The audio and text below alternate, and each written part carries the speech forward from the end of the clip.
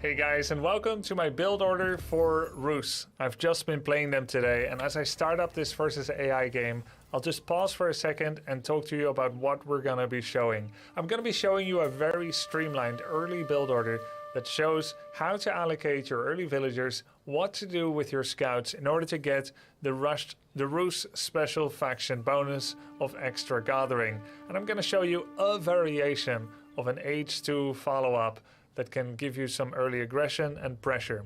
In my previous build, the Delhi Sultanate build order, that I've also shown on YouTube, I was still a new player, and I very much saw the game from a perspective of building up your own town and trying to get your tech out and so on and so on. But I didn't make a lot of army.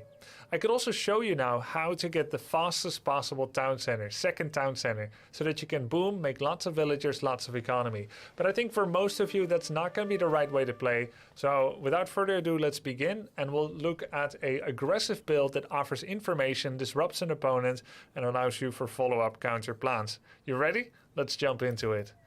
Alright, the first thing you're going to do is you're going to make an extra villager. You're going to take your scout, and you're going to be taking the 2 sheep that are near you back. Then you'll take 1 villager, and you're going to make a hunting cabin next to the trees, trying to make sure that it covers as many trees as possible within its range. The next villager that comes out is going to be making a house. Make sure to build it as close as possible to your town center so that you spend minimal time actually traveling. You're going to queue it up to make the sawmill, and every next villager is actually going to be mining additional sheep. We have enough sheep for a while, but that's not going to be true forever. Soon we'll be wanting to bring more sheep back to town so that we can keep up a very unstopping gathering of sheep, so that we have enough food for a nice timely tech up. Alright, our hunting cabin is done, and the first thing you want to do is have it on a control group. You can do 4 or 7, I usually do both. And you're going to make another scout out of it. And here's the thing, as the Rus, you want to make sure to kill all the creatures you find except the sheep. You end up shepherding those back. I like to go for 3 scouts early game, but 2 scouts is also possible. Use stop, hit and run micro in order to get a higher rate of fire on your scouts. Okay, we've cleared out 1 corner of the map. We're going to bring back the sheep that we have found with that scout. We're going to go to a 9-1 split on resources, and after that we are going to once again be putting on wood. So we'll have a 9-3 split soon enough. Gold is granted from the creatures that we end up killing. We have a 9-2 split now on resources. We kill as many creatures as we can. Make sure to do this micro. It's going to take a lot of time in order to take down those... Okay, we have to bring back the sheep. It's going to take a lot of time to take down the creatures. Okay, we found deer. We have to go and kill those. We bring back these sheep, and now we're going to go check out the rest of the map. He's going to kill that wolf. And this one is going to kill as many deer as possible. There are a lot of deer here. Now, people that know how Rus works, they're going to be fighting with you over these things.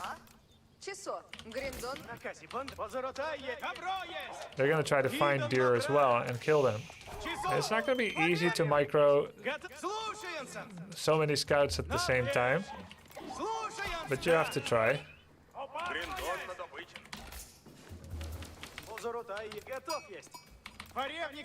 You can use shift click, but he's going to have a much lower rate of fire. Okay, we have enough. Let's go make our landmark. The Golden Gate. Again, making sure not to build it too far away from everything. Once we've done that, we can take 2 off of food, leaving just 4 on food. And then we're gonna make a gold mine. Kill the rest of the deer and make another house. Again, making sure that you don't have to walk too far for it. Non-stop villager production. We're gonna make the mining camp here. We're gonna make our landmark with 6 villagers. for a while.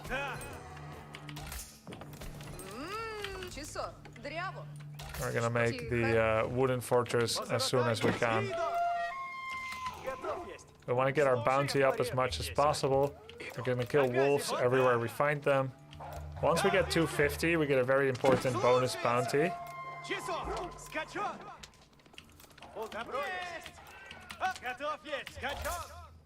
Okay, now we want that wooden fortress. That's gonna buff lumber output.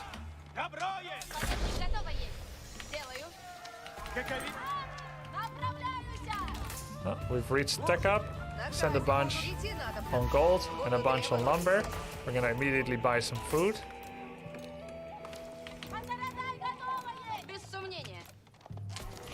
Okay, we can now bring back all the sheep with this one and scout out what our opponent is doing.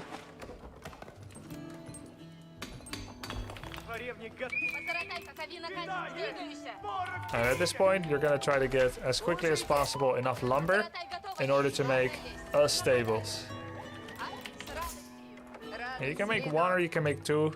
If you do slightly fewer on the landmark, you can maybe afford 2 stables. But it would be really nice to get 500 bounty score. Make sure to keep doing villager production during all this. Okay, we need 65 more points, which we can get from the sheep. Let's make a second stables.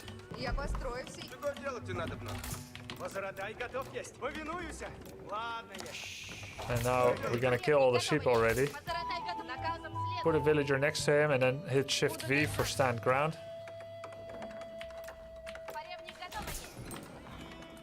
And then we're gonna make some early nights. Make sure you have enough houses, make the early nights, kill all the sheep.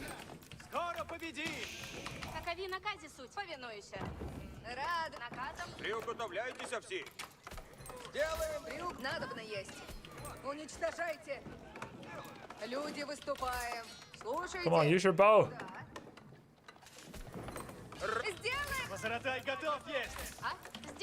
Looks like I need to find more hunts somewhere.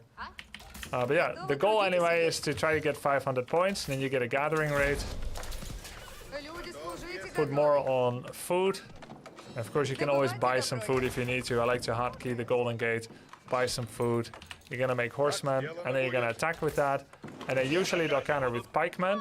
You can go for an archery range to counter the pikemen. You can get 2 to do a heavy tier 2 emphasis, or you can also buy 300 stone in order to eventually make your expansion. Make lumber camps anytime you need to when the travel time becomes too far.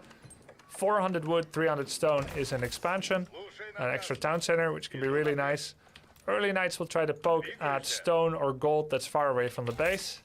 And that is basically your opening build order. You can make early nights. If you see they're gathering stone, which this guy is, this is AI, but he is, that means they're probably gonna wanna make a second town center. You can choose to be more aggressive because of it, or you can go and make your own. And what's lovely about Roos is that you want to get that tier 3.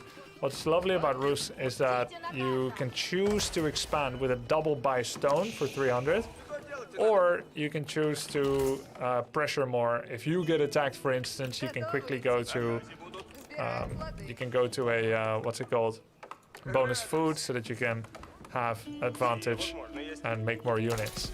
And then one thing you want to do is you want to have one villager that goes around and makes a hunting cabin here, and here, and then here, and then here. And you don't have to queue them all up.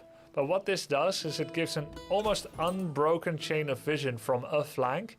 Each of them costs only 100 lumber, and they all generate gold. They all generate gold. So this one's generating 21 gold per minute. And when you age up, that's going to be more. When you get the total bounties actually accumulated, it's going to be more. And you can use your knights as well to kill the boar on the map. So let's say we go and kill this boar with the knights that we have, which is another reason why it's nice to have knights. So you can finish that off. And keep in mind, I'm not making non-stop villages anymore. That's not the point anymore. But yeah, then you can get the extra bounty.